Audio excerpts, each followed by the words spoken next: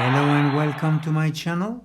I am Pierre and I'm presenting you a vegan burger plant-based that I concocted for you who are looking for a non-harm veggie burger. This is made of white beans, lentils, chickpeas that were pre-soaked for 24 hours and cooked with mineral water and carbonate. Carbonate contributes to alkalize your beverage on one side. You also need carbonate in those instances like cooking dry legumes in order to lighten or even zero the gas building in the bowls, as well as contributing to cook those legumes faster. We've been using carbonate for a long time and I can say don't overdose it because it's affecting the flavor of your ingredient and too much carbonate can be toxic eventually.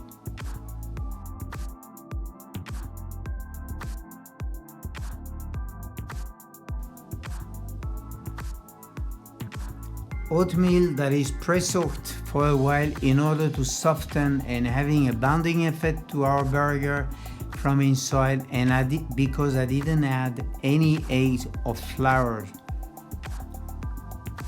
So I am blending all my ingredients. I pre-chopped everything and expelled the water for most of this in order to not have an overly wet burger. Then mixing the ingredients in my KitchenAid with the hook in order to blend the ingredients without mashing them too much. The grated red beets are staining everything with red-purple color, and this burger will look definitely like a burger.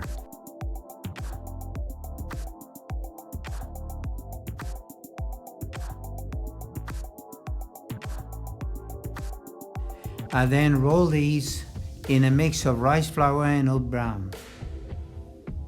These burgers are definitely not the ordinary burger, rubbery. They are crumbly, tasty, delicious and fiber rich. These plant-based burgers that are definitely have no animal product involved in the making of these veggie burgers. And if you're out for a veggie burger that looks like a burger, please be my guest and enjoy them.